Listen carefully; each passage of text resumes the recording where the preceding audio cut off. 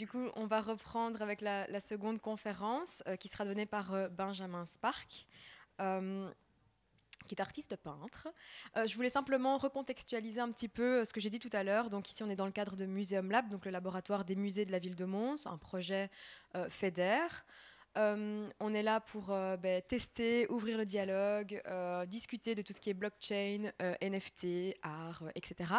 Et il faut savoir que la conférence précédente de Sarah Bouraga et cette conférence-ci de Benjamin, elle est labellisée Network Click.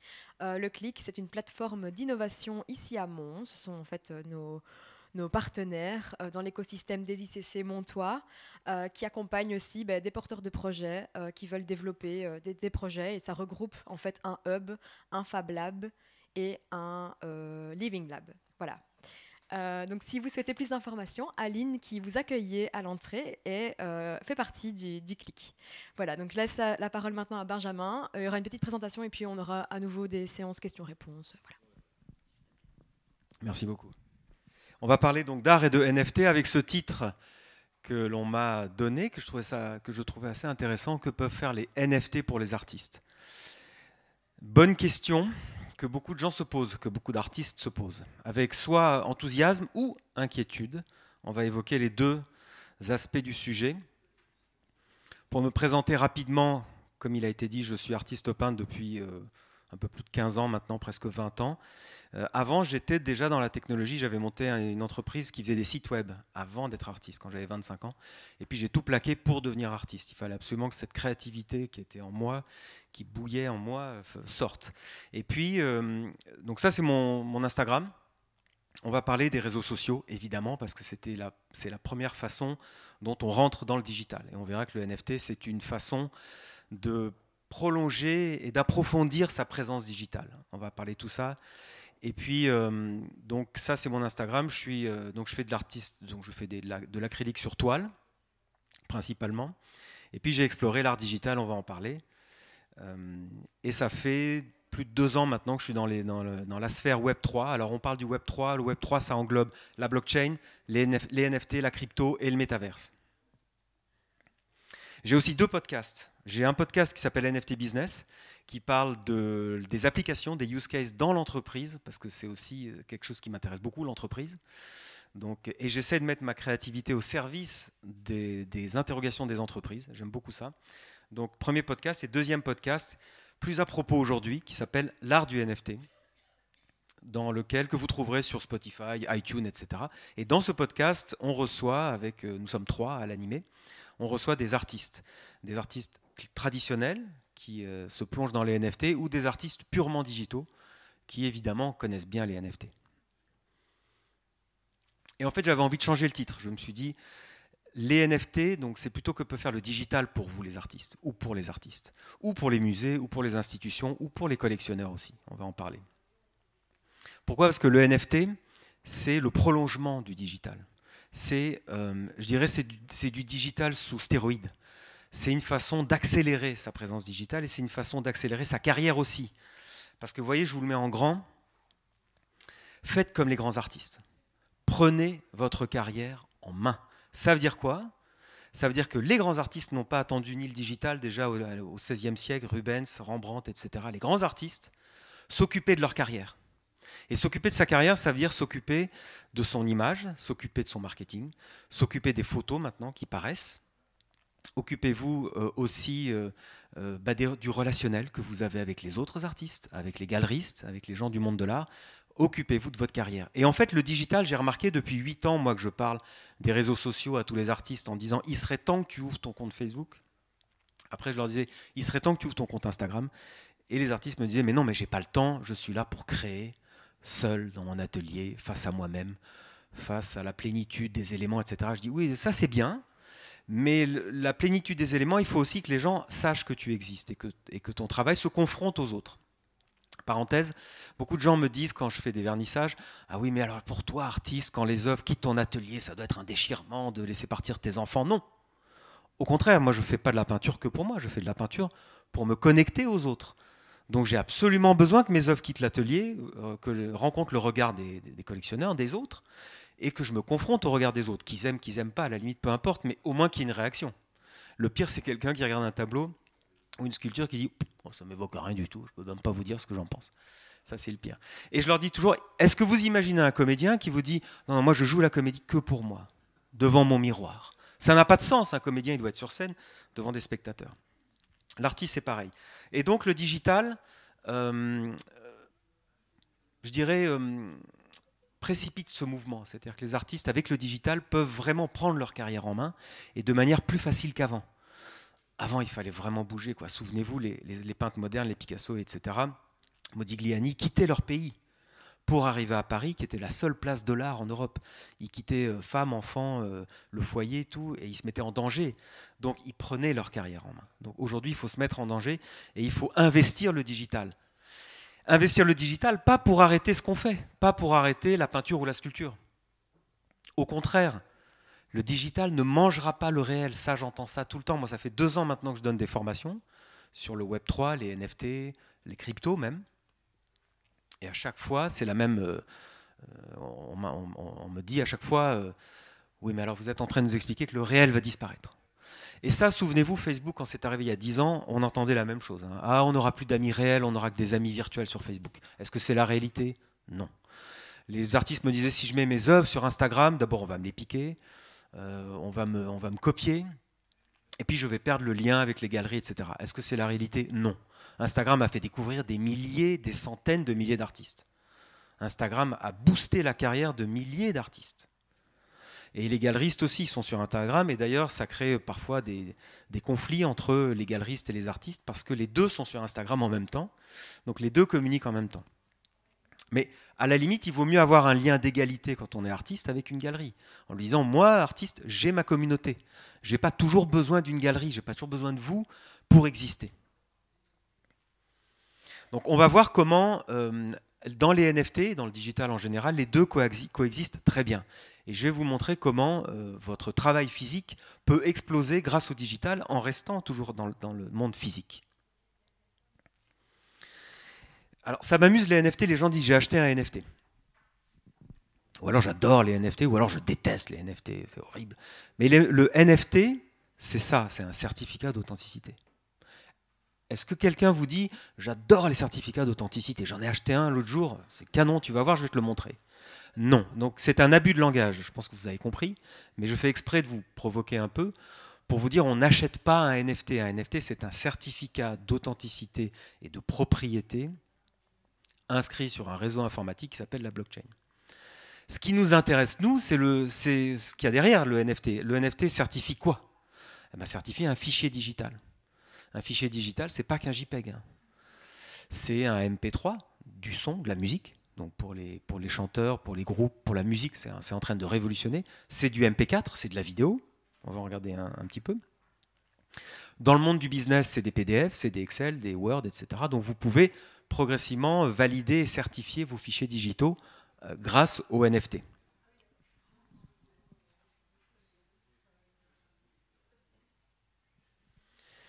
Vous voyez que tout le monde a pris son travail en photo. Tout le monde a un appareil digital et tout le monde fait des photos de ses sculptures, de ses tableaux, de ses installations, etc. Donc tout le monde appréhende déjà le digital. Vous êtes déjà dans le digital quand vous faites ça, en fait. Et encore plus quand vous importez cette photo dans votre Photoshop, j'imagine que certains le font, et dans Photoshop, vous faites les réglages de lumière, d'intensité, de contraste, et puis parfois vous vous dites, tiens, mon tableau, je vais le mettre sur un grand mur blanc, type galerie, avec un sol en béton. Vous voyez, moi j'adore faire ça aussi, avec des spots, etc. Et puis quand je vais poster ça sur mes réseaux sociaux, sur Instagram, je vais montrer mon tableau en situation, ou ma sculpture en situation. Mais vous êtes en train de créer un monde virtuel, en fait. Et ensuite, vous le postez sur vos réseaux sociaux. Et vos réseaux sociaux, c'est déjà un double digital de vous-même. Si vous réfléchissez bien, votre compte Instagram, ou TikTok, hein, je suis sûr qu'il y en a qui sont sur TikTok, et peut-être sur Facebook, pour les plus anciens, j'allais dire. Moi, j'ai mon compte Facebook depuis plus de 10 ans, et en fait, Facebook, ça marche très bien encore, hein, rassurez-vous.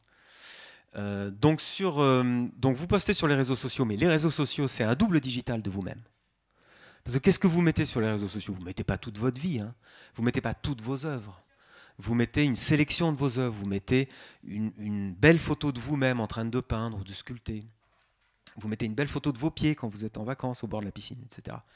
Donc vous êtes déjà projeté dans le digital, en fait, mais vous n'avez pas vraiment réalisé. Donc les NFT vont vous faire réaliser que vous êtes vraiment dans je dirais, dans une schizophrénie où vous avez votre monde réel, mais vous avez besoin de votre monde virtuel pour vous faire connaître, pour se connecter aux autres, pour trouver de nouveaux collectionneurs et pour asseoir votre crédibilité et votre carrière.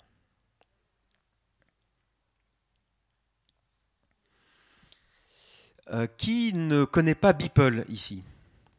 Alors, ok, bon, il y en a beaucoup qui... La moitié connaissent, l'autre moitié connaissent pas. En fait, Beeple, c'est cet artiste américain qui s'appelle Mike Winkelmann. Et il a fait connaître les NFT mondialement en mars 2021.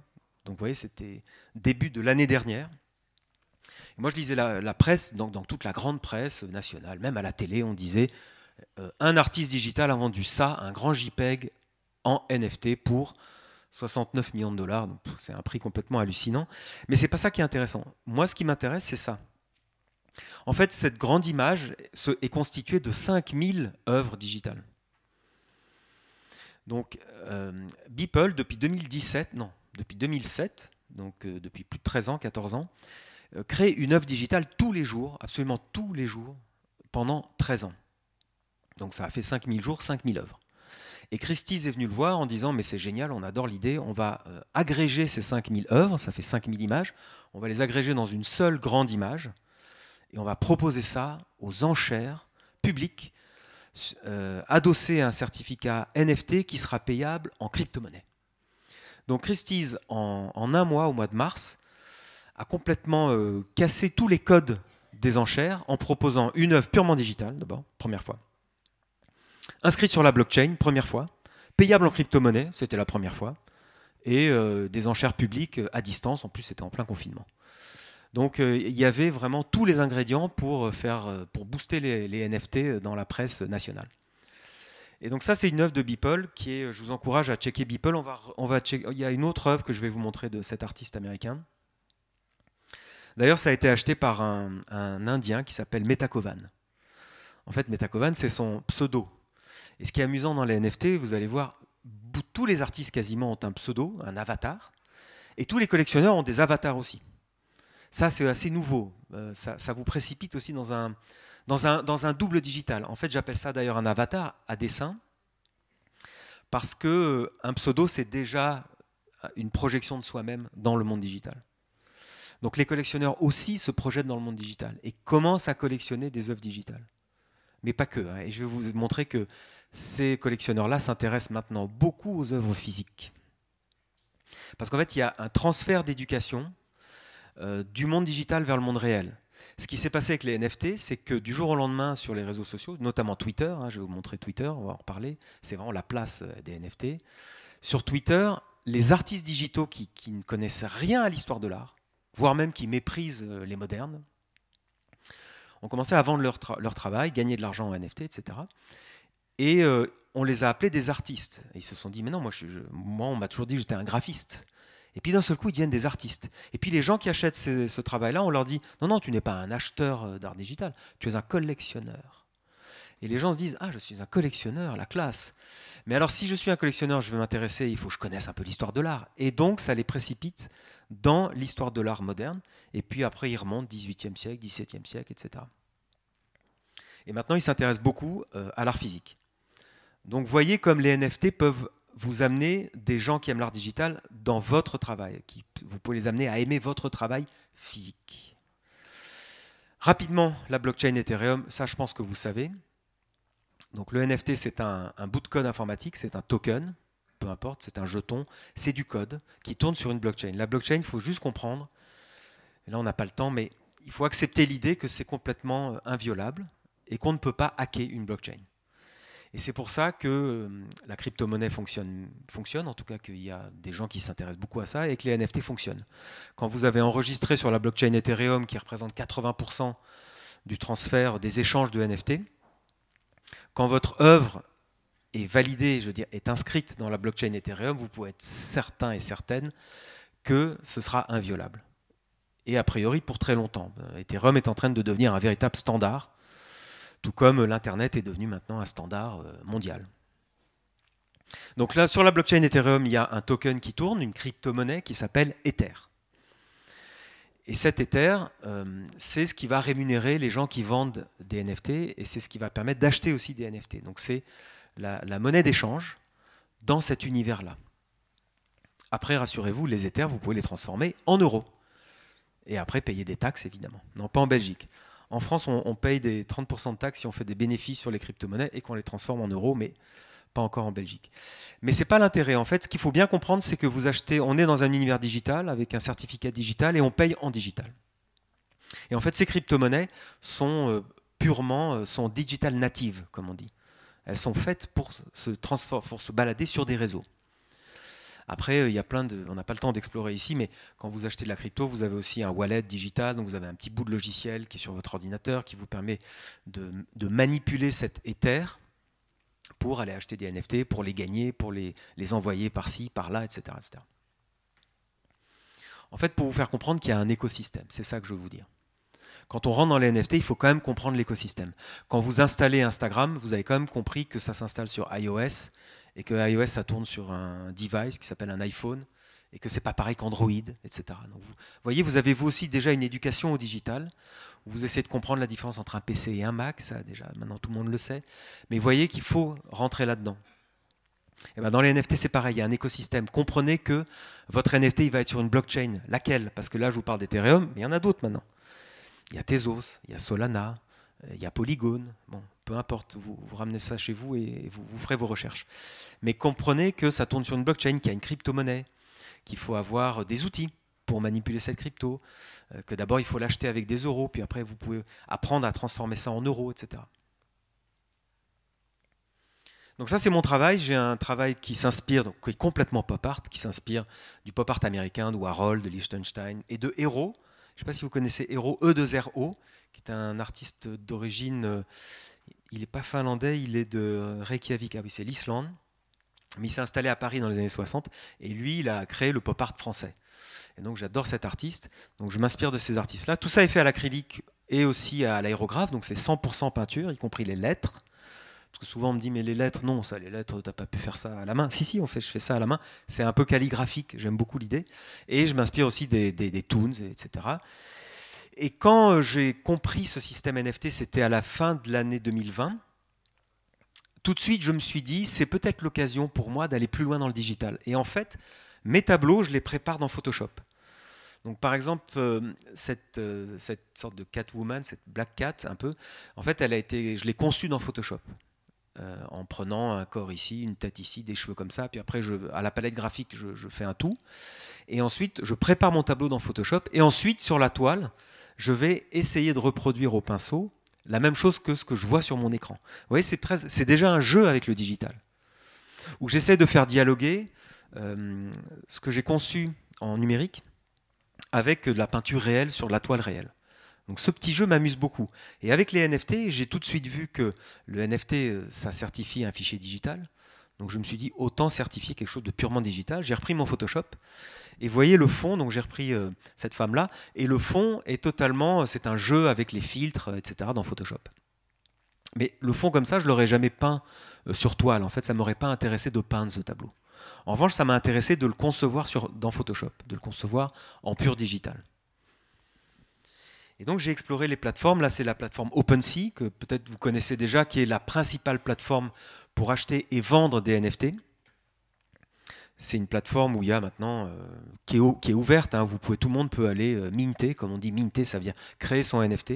Tout le monde peut aller sur cette plateforme. Vous voyez que je m'amuse à faire ce que j'appelle la Phygital Gallery.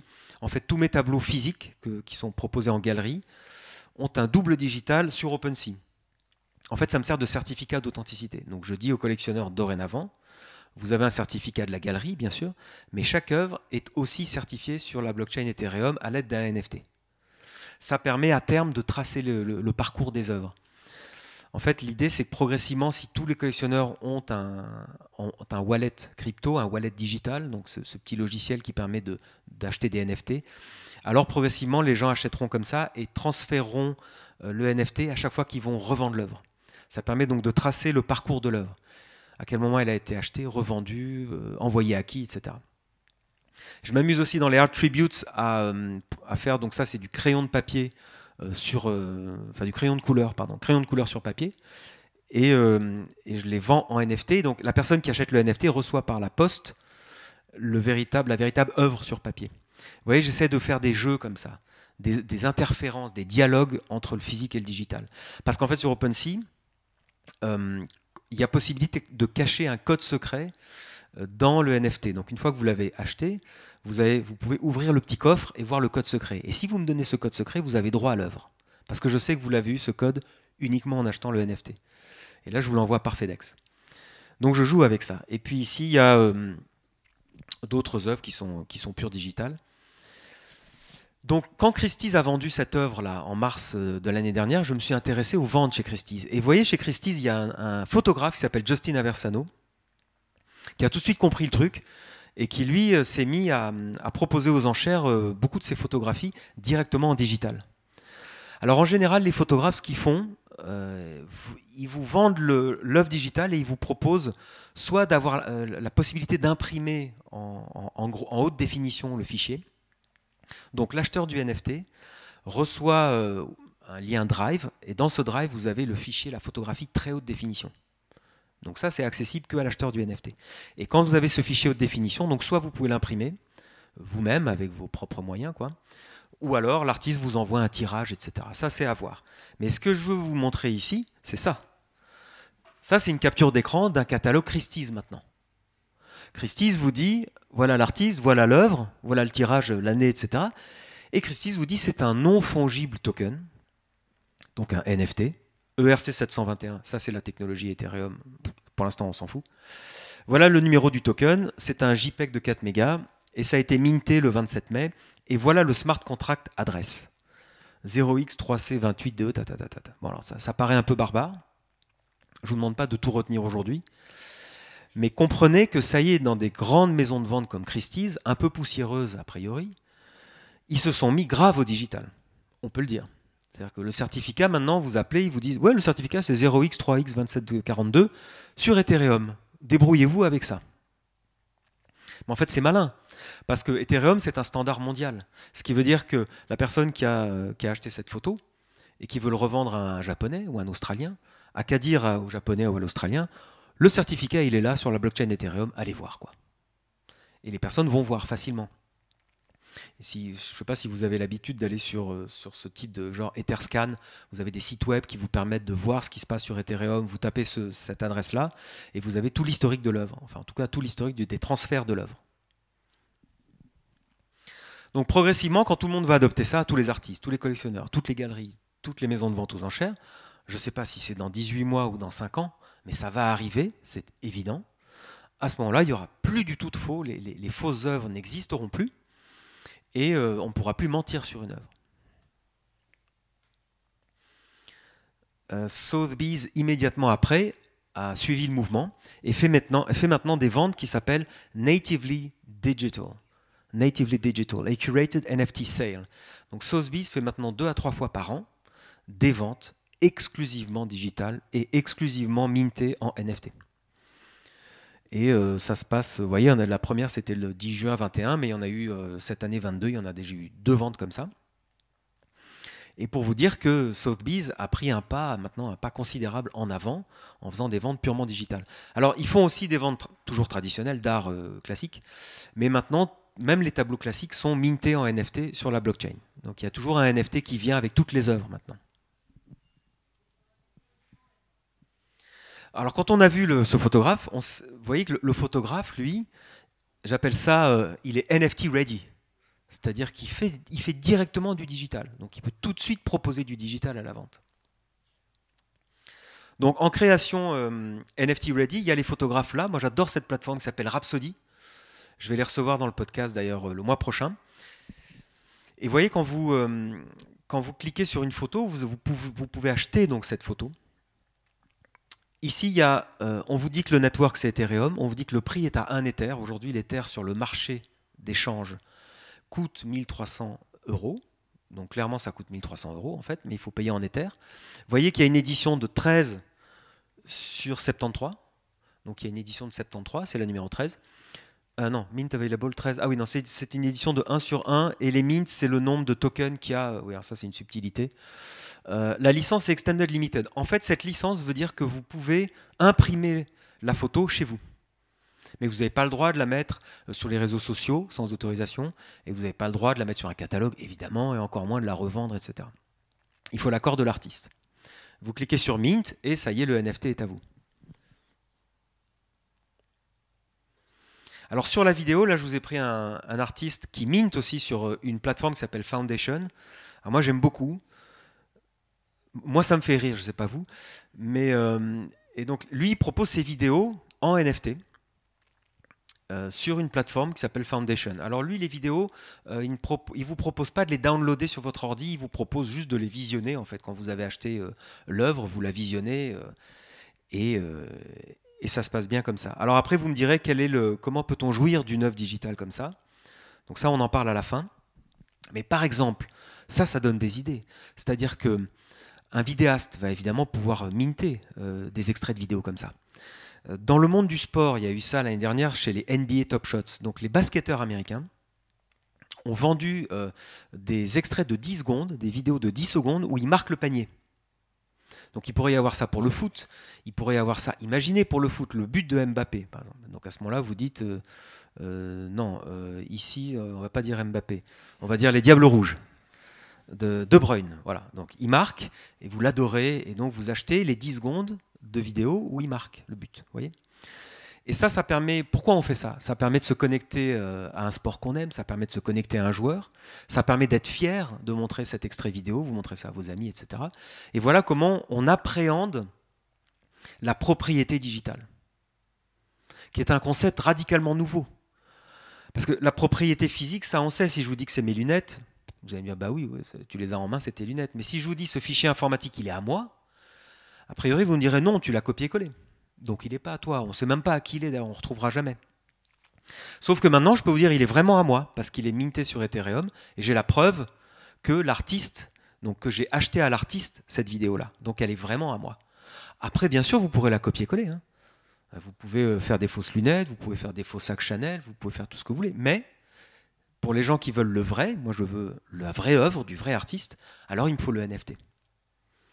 Donc c'est comme ça que ça fonctionne. Ça aussi, idée pour les artistes, que j'aimerais bien réaliser un jour, c'est faire des vidéos de visites d'ateliers d'artistes.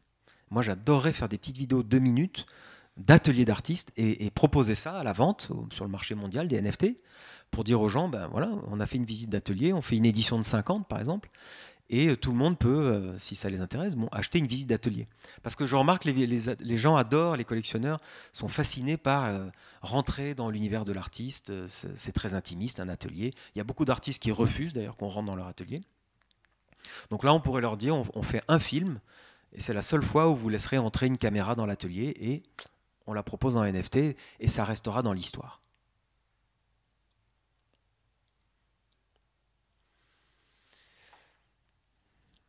Sur l'art purement digital, il y a cet artiste, il y en a beaucoup maintenant, des artistes purement digitaux. En fait, on s'aperçoit que ces artistes-là viennent du monde du graphisme. Et bien souvent, ils avaient un job dans un studio graphique de cinéma, un studio de publicité, de marketing, etc. Et ils faisaient des œuvres le week-end pour eux-mêmes. Et maintenant, avec l'avènement du NFT, puisqu'on peut certifier une œuvre digitale, alors ça crée un marché nouveau. C'est-à-dire que les gens qui aiment, qui se connectent à cet art-là, peuvent d'abord soutenir un artiste. N'oubliez pas que, d'abord, ça ne coûte pas des millions. Hein. Là, on a vu un truc, Beeple, c'était tout à fait exceptionnel. La plupart des NFT que moi j'achète, ça coûte 5 ou 10 euros. Hein. Il y en a plein. Donc, ça permet d'abord d'envoyer un peu d'argent à l'artiste, donc de soutenir son travail. N'oubliez pas, quand on achète une œuvre, c'est pas pour spéculer, hein. On soutient un artiste, hein. C'est très important. Et comme dit la phrase connue, achetez les œuvres tant que les artistes sont vivants, parce que quand ils seront morts, ils s'en fichent. Donc, on se connecte, quand on achète un NFT, on se connecte avec un artiste, on lui envoie de l'argent, on peut le contacter sur Twitter, en disant, tiens, je vous ai acheté un NFT, c'est ma première œuvre digitale, je suis content de vous connaître, qu'est-ce que vous faites en ce moment, etc. Donc lui, il s'appelle Mr. Mizang, il est de Corée du Sud, et il est allé loin, au début il faisait des œuvres très statiques comme ça, puis après il a animé son travail, un peu comme on a vu Noir Artiste, je ne sais pas si vous avez vu sur le mur là-bas de l'expo, il commence, Noir Artiste, à animer son travail. Donc il travaille en 2D, hein, c'est même du crayon, de la mine de plomb sur papier, mais utilisez le digital, c'est-à-dire animez vos œuvres si ça vous intéresse en tout cas, mais vous pouvez le faire. Allez, on va se faire plaisir, on va regarder des petites choses. Oui, j'adore Alex Stephen Martin. Donc ça, c'est des artistes aussi donc purement digitaux que j'ai rencontrés, que j'ai connus. Non, je ne l'ai pas rencontré. Non, je l'ai connu sur les réseaux sociaux, sur Twitter par exemple. Et donc quand vous cherchez sur le mot-clé NFT, déjà sur ce mot-clé-là, sur Twitter, vous avez quasiment que des artistes. Alors que le NFT, je ne sais pas si vous le savez, mais peut s'appliquer dans l'industrie, peut s'appliquer pour les marques. On peut faire des cartes de fidélité en NFT, on peut faire plein de choses avec le NFT, mais ça marche très bien sur les artistes. Donc ça, c'est de l'art statique. Et puis vous avez cet artiste-là que j'adore, Clément Morin. Voilà, je vous montre. Et je trouve que, évidemment, c'est proche du film d'animation, mais il y a un truc en plus. Je trouve qu'il y a quelque chose de très artistique dans ça. Et on voit que les artistes qui viennent du graphisme, qui viennent du monde de l'animation, justement, entre guillemets, se lâchent dans leur art véritable, quand ils peuvent vraiment faire un art personnel. Je pense qu'ils vont plus loin, ils ouvrent les frontières en fait, contrairement à un cahier des charges d'une entreprise ou d'un film d'animation. Et ça on le constate ici, c'est très fort. Alors il est sur une plateforme qui s'appelle Super Rare, je vous la montre comme ça. C'est une plateforme de NFT qui, contrairement à OpenSea, est fermée. C'est-à-dire que Super Rare, c'est vraiment comme une grosse galerie qui va faire de la curation, qui va dire moi je voudrais que tel et tel artiste propose ses œuvres sur ma plateforme. Et vous voyez que ça s'appelle Collect Digital Art et Buy and Sell NFT from the World's Top Artists. Et tout de suite, c'est très quali. Vous voyez, il y a une façon de présenter le travail qui est assez raffinée, élégante. Donc comme ça, je vous montre déjà un peu les places de marché. Et alors sur les grands artistes, on a parlé de Beeple, qui avant de faire, vous voyez, ça c'est le fameux The First 5000 Days, donc les fameux 5000 jours, il s'est fait connaître à la défaite de Trump par cette œuvre-là. Je vais vous le mettre en grand.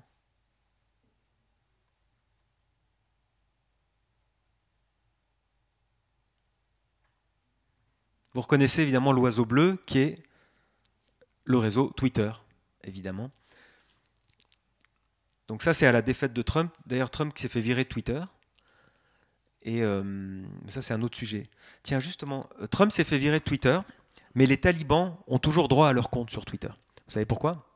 Parce qu'aux États-Unis, les talibans ont droit à la liberté d'expression.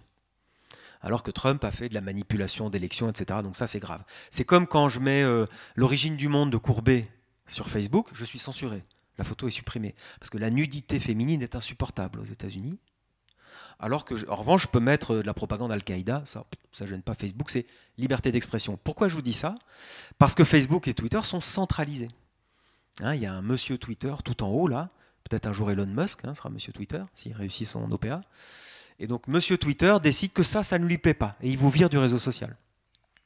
Sachez qu'avec la blockchain, on est en train de faire des réseaux sociaux décentralisés, c'est-à-dire gérés par tous les individus impliqués dans le développement du réseau social. En fait, tous les gens qui participent au réseau social pourront faire un vote en disant est-ce qu'on le garde lui ou pas. Mais il y aura un vote de la communauté. Et ça va même plus loin, les réseaux sociaux décentralisés, c'est que dans votre wallet digital, donc ce petit logiciel dont je vous ai parlé, qui détient vos cryptos, vos NFT, vous pourrez détenir tous vos followers. Donc ça, c'est en train d'être mis en place. L'année prochaine, ça marchera bien, vous verrez. Vous créez un compte, et tous vos followers, au lieu d'arriver sur la plateforme, arrivent dans votre wallet directement. Et si vous êtes viré du réseau social, pas de problème, je prends mon wallet et je prends tous mes followers et je les remets dans un autre réseau social. Pourquoi? Parce que vos followers vont être des actifs digitaux et vous allez les posséder sur la blockchain en NFT. Donc c'est une révolution à plusieurs étages, comme la fusée Ariane. Alors moi j'adore Pâques. Je vous mets en grand. Voilà, Pâques, c'est un artiste digital qui a cartonné l'année dernière. Et je trouve ça, c'est très mathématique, assez poétique, c'est l'anneau de Moebius. Et derrière Pac se cache, derrière ce pseudonyme, on ne sait pas qui se cache d'ailleurs. On ne sait pas si c'est un individu ou un groupe d'ingénieurs ou un groupe d'artistes, on ne sait pas trop. Donc il maintient le suspense. Et pour autant, les gens adorent, s'intéressent beaucoup à Pac. Vous voyez comme on peut aussi, depuis Banksy, on connaît ça avec Banksy, on sait toujours pas qui c'est. Vous voyez que dans l'art digital, il y a beaucoup de gens qui se cachent derrière un avatar. Et ça ne préoccupe pas tellement les collectionneurs. C'est pas très grave en fait de ne pas savoir. Pour autant qu'on puisse tracer les œuvres, donc avec les NFT on peut avoir une trace, et pour autant que l'artiste soit actif sur les réseaux sociaux.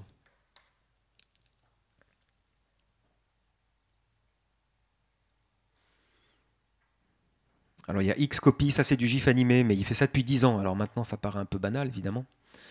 Vous avez fait vos choses.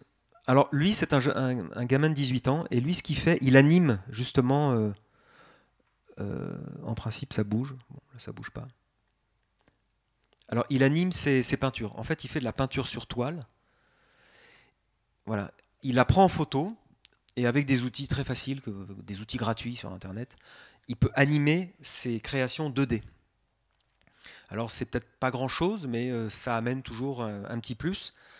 Les collectionneurs aiment bien ça quand la toile est animée. Et vous voyez comme vous pouvez réfléchir à un double digital. C'est-à-dire que Feoshus vous propose ça à la vente en NFT, mais le tableau est chez lui, il garde le tableau. Mais ça c'est toujours adossé au tableau, donc ça fait partie de l'histoire du tableau.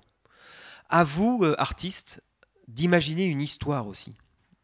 À vous de proposer du storytelling à vos collectionneurs et d'expliquer pourquoi vous faites ça, et d'expliquer pourquoi le digital peut enrichir votre création physique.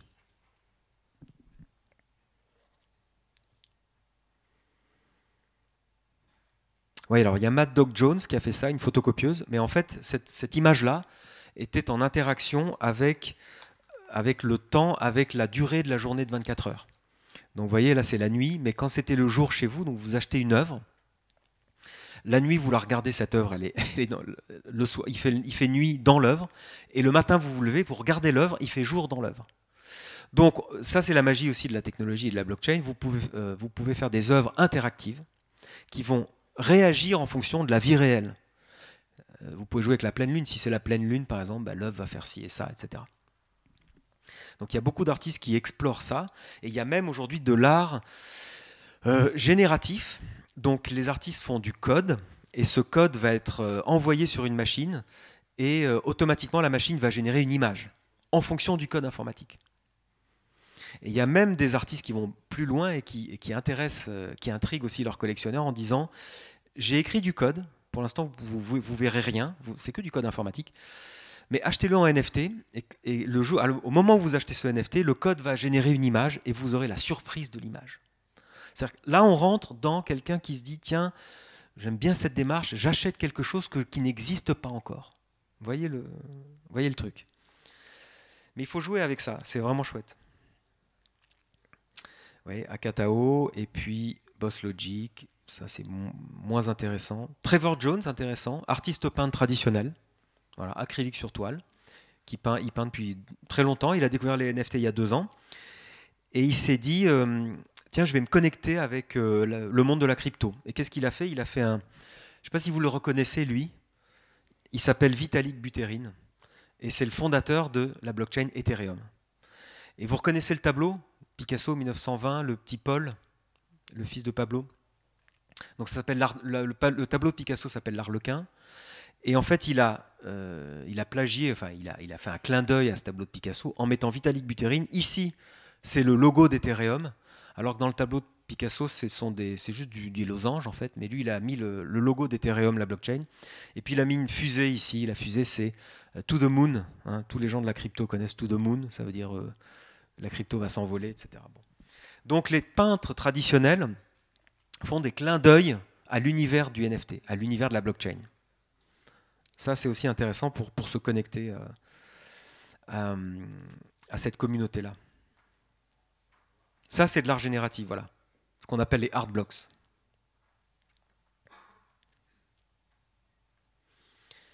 Alors, phénomène incroyable dans les NFT, c'est les royalties. Alors, je ne sais pas si vous êtes au courant. Il y a moyen de coder dans le smart contract. Alors, le mot est lâché. Sachez que derrière un NFT, derrière tous les NFT, il y a un logiciel qui tourne sur la blockchain qui s'appelle un smart contract. Et quand vous codez ce smart contract, vous pouvez coder le fait de récolter des royalties, c'est-à-dire une commission sur toutes les ventes et les reventes de votre œuvre. Ça veut dire que moi, je peux vendre une œuvre en NFT et dire à chaque fois que cette œuvre va être revendue à un collectionneur, je vais prendre 10% du chiffre d'affaires de la revente.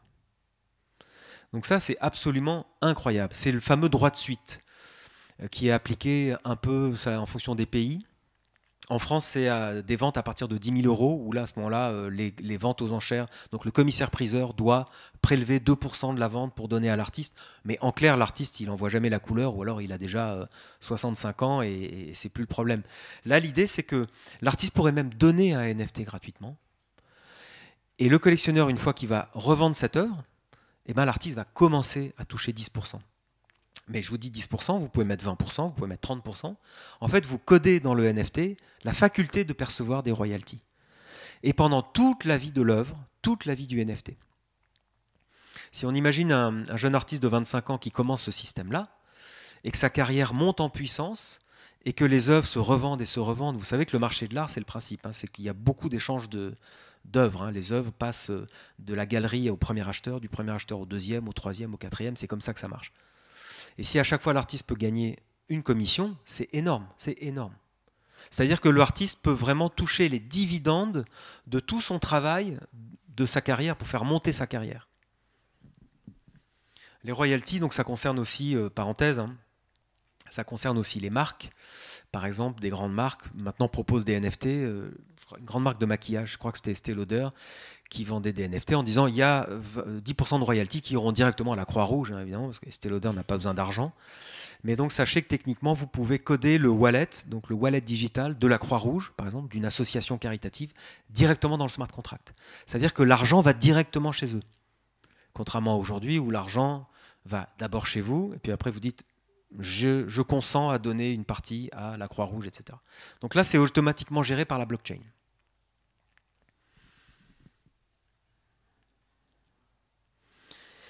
Ouais, alors le mot-clé, c'est communauté. Alors il y en a beaucoup qui m'appellent, qui me disent je vais lancer des NFT, je suis sûr que ça va cartonner. J'ai dit, t'as combien de followers? Il me dit, ah ben non, je n'ai pas de followers. Ah ben alors ça va pas cartonner. Parce qu'en fait, si personne ne sait que vous existez, si personne ne sait que vous avez fait des NFT, alors c'est pas le médium qui va faire le succès.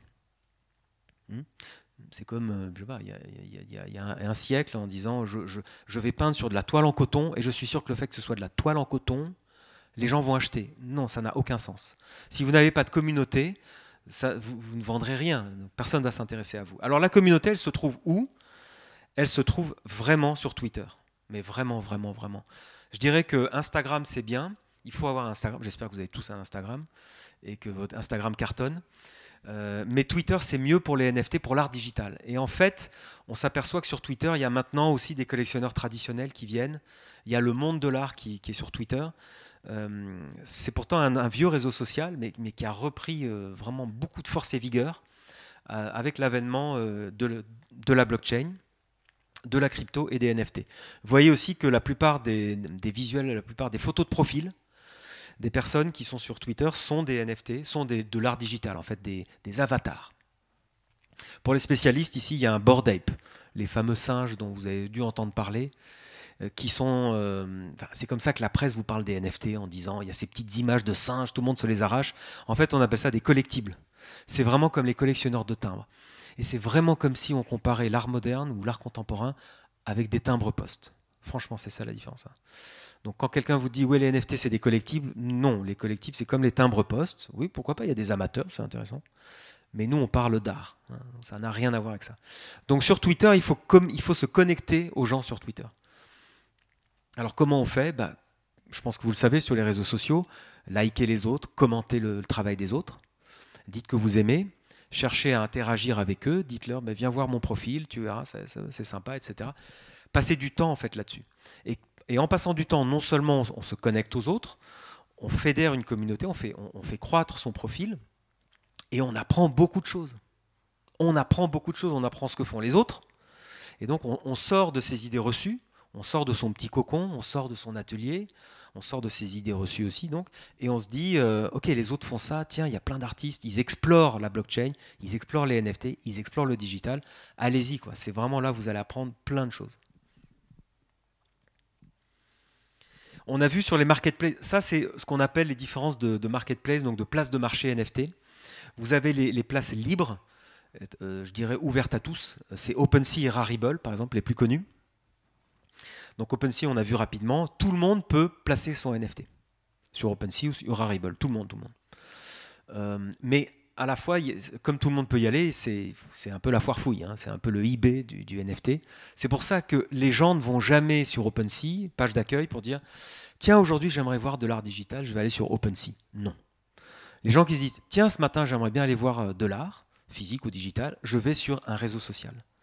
D'ailleurs, sur Instagram, moi, ça fait 8 ans que je vais sur Instagram. Tous les jours, je vais checker des nouveaux artistes sur Instagram. C'est comme ça que je les découvre. C'est comme ça que je suis au courant des expositions en galerie.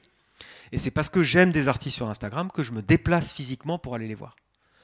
Et la première chose que je leur dis, je t'ai envoyé un message sur Instagram, c'est moi, tu te souviens, gna gna gna.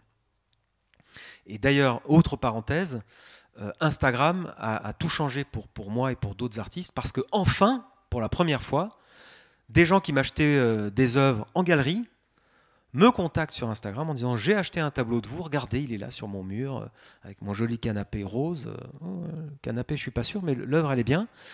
Et je suis ravi, quoi, parce qu'enfin, j'ai un contact avec des collectionneurs, ce qui était exclu avant. La galerie, croyez bien, pour ceux qui savent, la galerie protège bien ses collectionneurs et ne vous dit pas du tout qui a acheté votre travail. Donc ça, c'est un peu la magie aussi pour moi des réseaux sociaux et avec les NFT encore plus, parce que ça crée un lien encore plus fort. Après, il y a le problème des galeries qui vous disent « Oui, mais tu vends tes NFT dans ton coin, mais j'aimerais que tu les vendes via la galerie. » Et là, hein, ça pose d'autres problèmes. Hein. Alors vous avez les places restreintes comme Super Rare. On a vu Super Rare, qui est une place restreinte, curatée, c'est-à-dire qu'il faut être agréé par Super Rare. Alors qu'il y a Maker's Place, il y a Nifty Gateway, il y a Non Origin, il y en a plein maintenant. Ce qui veut dire que là, en revanche, si vous voulez vous initier à l'art digital, allez plutôt sur Super Rare, par exemple, ou sur Non Origin. Parce que là, il n'y a que de la qualité. En tout cas, que de la qualité. En tout cas, des artistes qui ont été sélectionnés, triés sur le volet, etc. Ça veut dire quoi un artiste sélectionné? Ça ne veut pas dire que ce qu'il fait est forcément génial, hein, mais ça veut dire qu'au moins, il a un parcours d'artiste. Il a une histoire, il a un discours sur son travail, etc. C'est ça ce qu'on appelle un artiste sélectionné. Et puis vous avez des places propriétaires, alors ça c'est pour le foot, hein. Sorare c'est les cartes de foot, et puis des places comme pour Binance, mais ça c'est pas intéressant. Et alors j'ai appris, là je voulais vous parler de CalArt, mais j'ai appris qu'aujourd'hui il y a une autre plateforme qui s'appelle, le nom m'échappe, qui s'appelle ouais, c'est ça. Alors c'est un peu comme CalArt. Moi je connais CalArt, c'est une initiative française. C'est une plateforme NFT où on paye en carte de crédit. On paye en euros. Et on n'a pas besoin d'un wallet crypto. Alors CalArt c'est les premiers, il y a 1 an qu'ils font ça, mais maintenant je crois qu'il y en a plus, de plus en plus d'ailleurs. Et c'est pas mal pour commencer à explorer. Moi je ne recommande pas tellement de faire ça. Moi je pense qu'il faut explorer le monde Ethereum.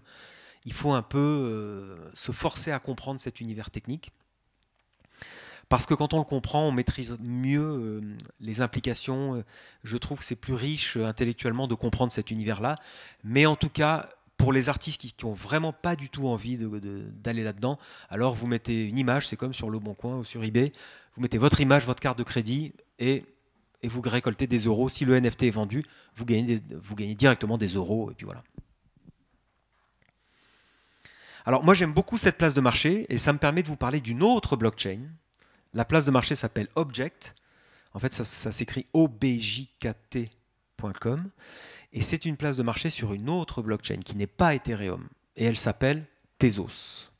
T-E-Z-O-S. Et pourquoi je vous dis ça? Parce que vous voyez le hashtag ici. Le hashtag c'est Clean NFT. Ça veut dire quoi? Ça veut dire un NFT qui ne détruit pas la planète. Parce que vous avez forcément entendu parler de comme quoi la crypto, la blockchain, ça détruit la planète, ça génère du CO2 qui réchauffe la Terre. En fait, on vous parle, il faut préciser quelle crypto et quelle blockchain fait ça. tout le monde parle du Bitcoin, qui est effectivement une blockchain très énergivore, où il faut beaucoup d'électricité. Mais elle ne nous concerne pas du tout pour les NFT, parce qu'il n'y a pas de NFT sur Bitcoin. Et d'ailleurs, on n'a pas besoin de Bitcoin pour les NFT. Donc ça, c'est un autre problème. Nous, ce qui nous concerne, c'est Ethereum. Et notamment, alors Ethereum maintenant est passé à changer de consensus. C'est-à-dire que maintenant, Ethereum dépense 99,9% de moins d'électricité qu'avant. Là, depuis un mois. Donc on peut dire que maintenant, Ethereum est vraiment une blockchain verte, à peu près.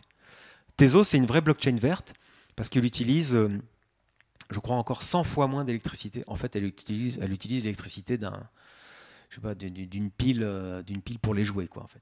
Donc elle utilise très très très peu d'électricité. Donc tous les artistes, beaucoup d'artistes en tout cas, se sont précipités là-dessus et ont mis sur Twitter mon NFT est clean. Voilà, il est pour l'environnement, il ne génère pas de CO2, ou alors très très peu.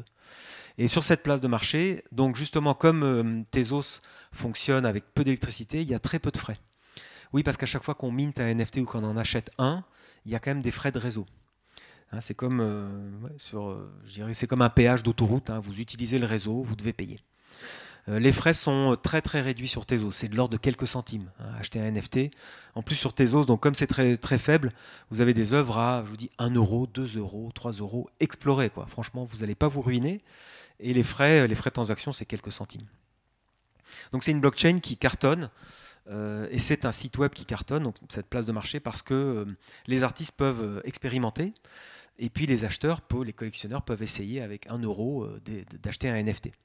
Alors il vous faudra un wallet propre à la blockchain Tezos, hein. Il faut un wallet par blockchain. En théorie, ça va s'améliorer. Sachez que là, ce qu'on se dit aujourd'hui, on est des pionniers, hein. On est quelques milliers en Belgique à se dire ça, quelques milliers en France aussi. Pour l'instant, on est vraiment pionniers, hein. L'adoption massive arrivera via le téléphone.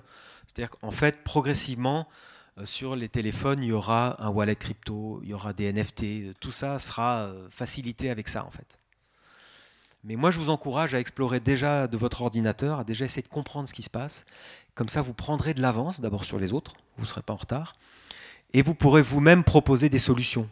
Je ne sais pas, si vous êtes plusieurs artistes, on pourrait se regrouper entre artistes, faire une place de marché, qui ait une thématique particulière. Vous voyez, prenez de l'avance par rapport aux autres. Parce que les autres vont suivre.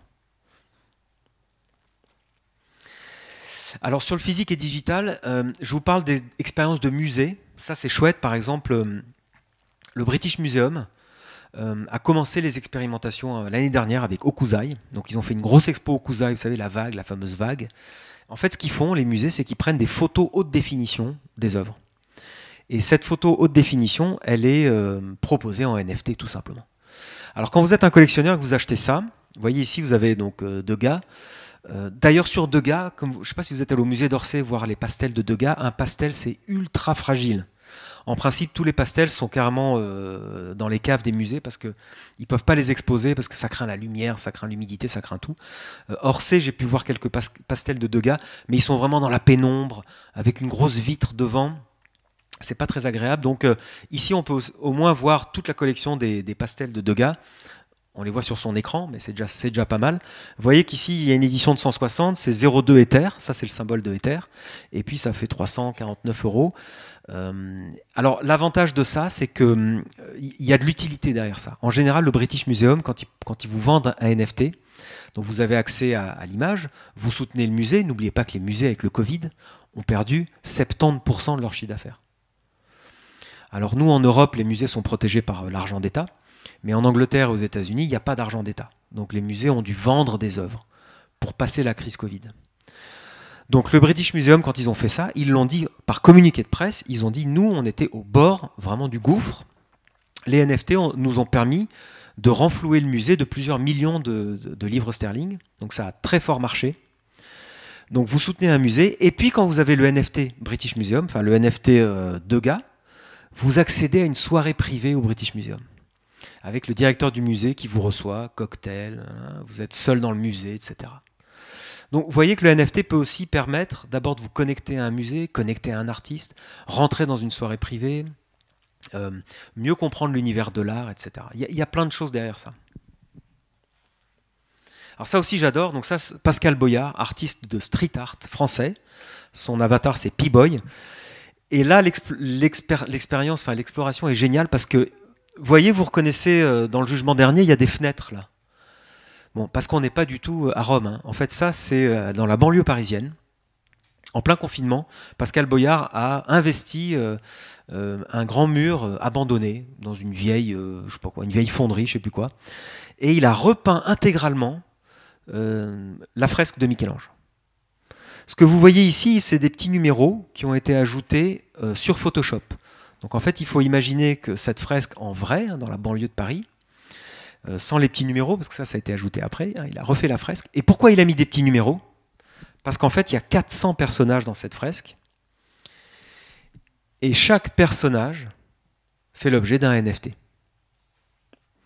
Donc il a vendu 400 NFT. Vous voyez que le prix maintenant cartonne, c'est 50 €. Donc il faut multiplier 50 par 1300 pour avoir une image.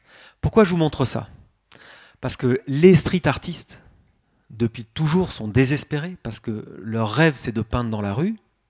Mais à aucun moment, un street artiste ne peut vivre de son travail.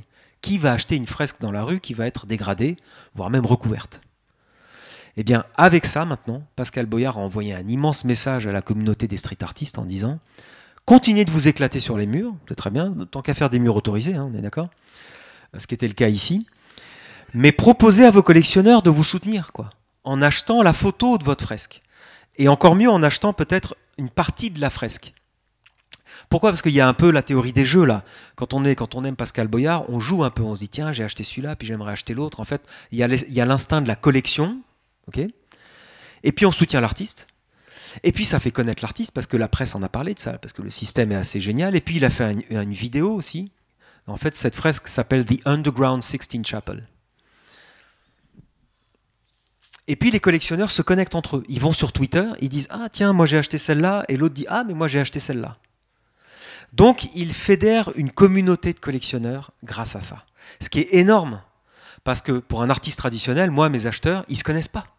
Et à aucun moment, ils vont se connecter entre eux. Alors oui, peut-être sur Instagram, ils vont dire « Ah, mais je vois que tu as un tableau de Benjamin, ben moi aussi j'ai un tableau de Benjamin. » Ok, ça peut un peu marcher, mais là chacun a un bout de la fresque. Vous voyez, les collectionneurs sont connectés par la fresque, en fait. Ah, il faut que je conclue. Je m'emporte, désolé. Alors ici, Daniel Archam fait de la sculpture traditionnelle, donc je viens de vous montrer une sculpture, et il fait le double digital de sa sculpture en vidéo. Et je ne suis pas particulièrement fan de ce travail, mais c'est pour vous montrer la démarche d'un sculpteur qui dit « Moi maintenant mes sculptures, je vais les modéliser. » Alors c'est pas, il fait toujours de la sculpture, hein, une fois de plus, hein, mais il fait aussi du digital. Et pourquoi je vous montre ça? Parce il se met dans la peau d'un cinéaste.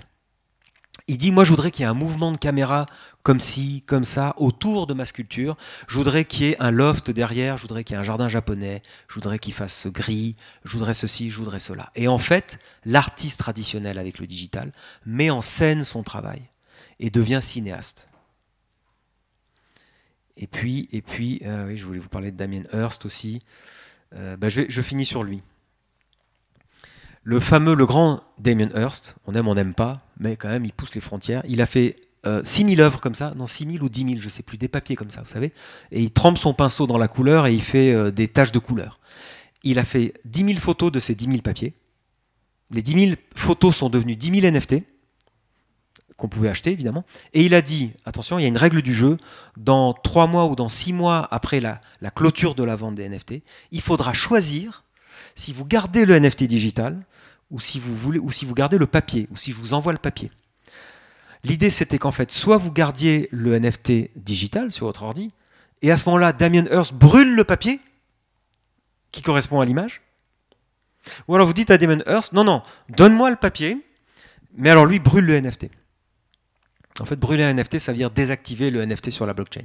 Bon, je ne rentre pas dans le détail, mais ça existe. Et donc, figurez-vous que ça y est, on a les résultats, c'est 50-50. 50% des collectionneurs ont gardé le NFT et Damien Hirst a brûlé les papiers. Sur YouTube, vous trouvez Damien Hirst qui brûle ses papiers. Vous verrez la vidéo. Il les brûle dans les flammes. Et la moitié ont... qu'est-ce que j'ai gardé? La moitié ont gardé le papier et le NFT a été brûlé. Voilà. Je vous remercie.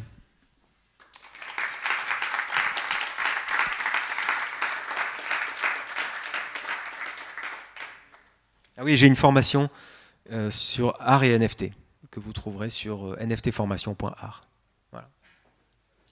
Merci Benjamin. Est-ce qu'il y a des questions dans la salle, des réactions? Est-ce que vous souhaitez prendre la parole? Moi, j'ai une petite question sur les collectionneurs. Quel est le profil de vos collectionneurs de NFT? Ah ouais, bah bonne question. Ah bah, ils sont tous pour l'instant anglo-saxons, hein, clairement. Hein. Ils sont tous aux États-Unis, en Angleterre. Ouais, États-Unis, Angleterre. Ouais, clairement, pour l'instant, c'est quelque chose de très localisé. En revanche, les artistes qui vendent beaucoup de NFT, j'en connais plein en France, en Belgique, en Europe. Mais je sais que les collectionneurs d'art traditionnel, maintenant, regardent ça de près, s'intéressent vraiment beaucoup. Mais il y a un peu une barrière, une barrière technologique, encore un peu. Ouais, en Europe. Ouais.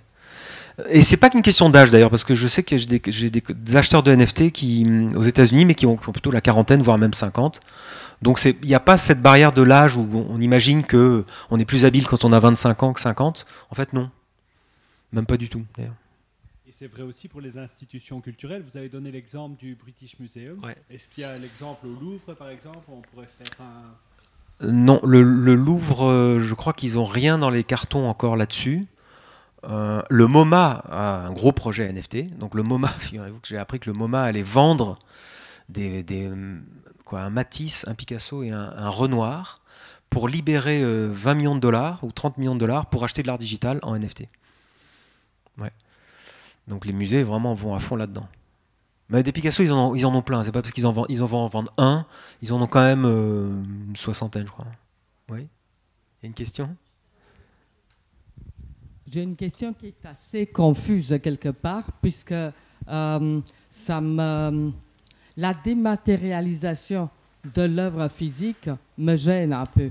Bon, j'aime bien l'NFT en lui-même, c'est-à-dire avoir de l'art digital, mais je ne voudrais pas que celle-ci prédomine sur l'art physique, même si vous me dites, tu fais une vidéo, mais c'est comme si on me disait, parle avec une personne ou avec son image. En vidéo, je peux colloquer, bien sûr, mais ce n'est pas la même chose. Toucher la personne, la regarder, c'est encore autre chose. Pour moi, ce sont deux démarches qui pourraient aller d'une manière parallèle, mais ce qui m'inquiète, c'est que l'art digital va prendre comme si c'était le futur. Donc, chaque fois que le futur arrive, il nous emballe. Et qu'est-ce qu'il va être de la pitié de Michelangelo? L'émotion que je prouve face à l'œuvre n'est pas la même chose que face à une très belle vidéo. C'est autre chose.